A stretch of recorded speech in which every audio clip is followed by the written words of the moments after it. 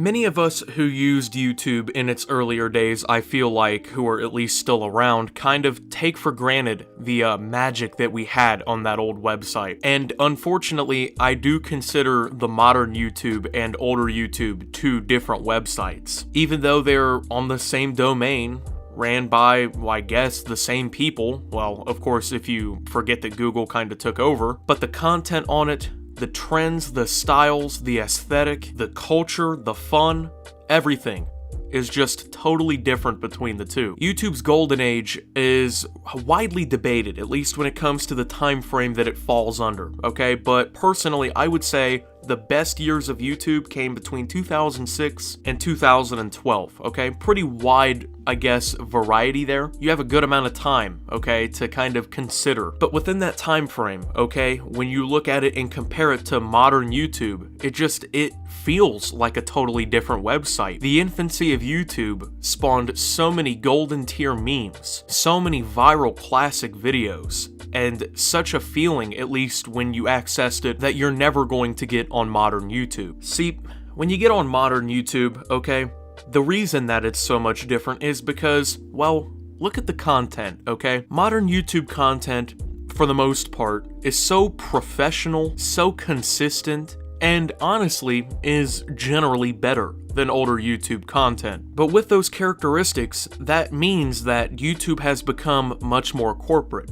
In 2006 through, 2011, 2012, content was much more homegrown, okay? Viral videos weren't really, I guess, planned. Videos didn't generally get 1 million views. If you got 1 million views on older YouTube, okay, you were a global phenomenon. You were known in the real world, okay? That was huge. Videos generally consisted of just random clips that people put online. I mean, take a look at clips like Me at the Zoo, the first video ever put on YouTube by one of the founders of YouTube. It's just literally a random video. And then, of course, if you look at videos like Numa Numa, which is obviously a YouTube classic, once again, it's not anything professionally made. There's nothing here profound, okay? There's no, 40 hours of effort behind the scenes, a budget and staff behind that. Old YouTube wasn't like that, okay? All the content, like I said, was homegrown. And by that I mean it was much more personal. When you saw these videos, you saw a much more personal side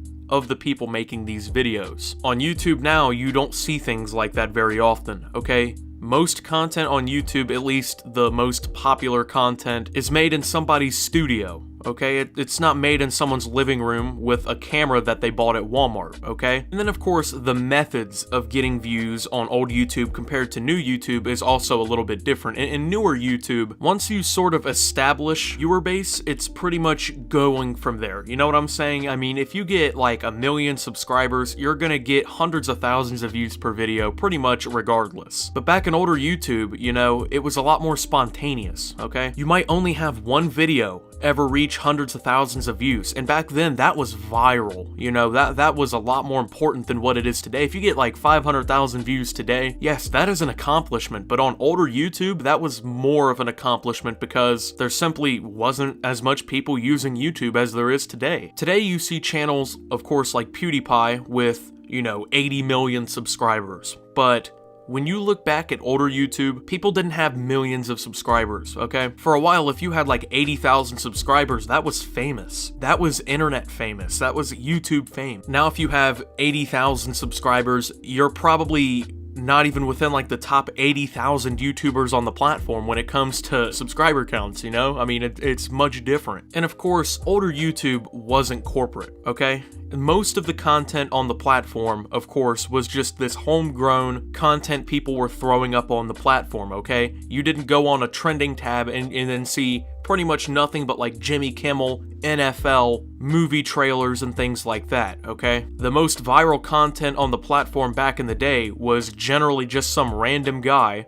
or it was a viral clip of some show or some song. Of course, the Rickroll was huge back in the day. But over the years, YouTube has become much more corporate, and with that corporate growth, with that need to be more professional on YouTube to get more subscribers, and sort of the phasing out of homegrown viral videos being the thing that really got you notoriety, YouTube has become, unfortunately, much more different. YouTube came out when I was like 4. When I was in elementary school between the ages of like 6 to 10, which fell right in this time frame of the golden age of YouTube, okay? My friends and I, we would talk about so many classic videos at school. We would have all kinds of YouTube poops we talked about. I think Charlie the Unicorn was one we talked about a lot, and of course we had things like How to Be Ninja, Evolution of Dance, Numa Numa, Trollolol Sing Along, Chocolate Rain by Tay Zonday, Charlie Bit My Finger, Greatest Freakouts, Kool-Aid Killer, The Gummy Bear Song, Sneezing Baby Panda, Sitting on the Toilet, Big Bill Hells, you know, there was just,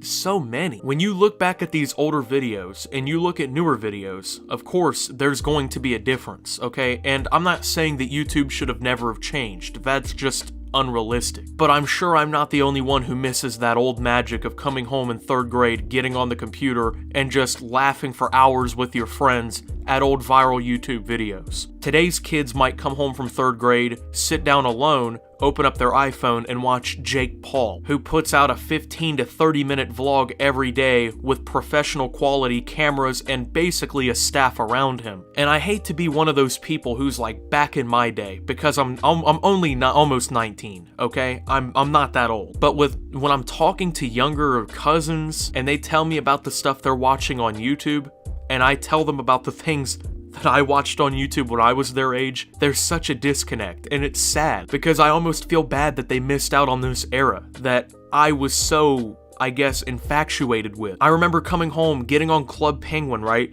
And we would try to tip the iceberg. And there would be so many YouTube videos of how to tip the iceberg with Dreamscape playing, with Windows Movie Maker text, or with someone opening up Notepad and just typing horribly into it, trying to tell us what's going on because they didn't have a mic. And a lot of you who weren't around are going to be listening like, dude, you enjoyed an era of content that was worse, okay? That was less professional? What is wrong with you? Yeah, I did. I enjoyed an older YouTube in which everything felt much more personal, okay? Everything was much more homegrown, okay? You would see these videos and you knew that it was someone's talent, or by accident, pretty much, just showing up at the right place at the right time. And then all of a sudden, they're the most famous person on the internet. The culture around YouTube at that time was unmatched, okay? There wasn't these big fan bases behind these different YouTubers going to war all the time. In modern YouTube, like you'll see, okay? There was like maybe 5 really established creators on the platform, okay? And even then, they didn't have tens of millions of subscribers like the biggest YouTubers on the platform today do. So with this much more personalized feel, okay? By the way, no Google+.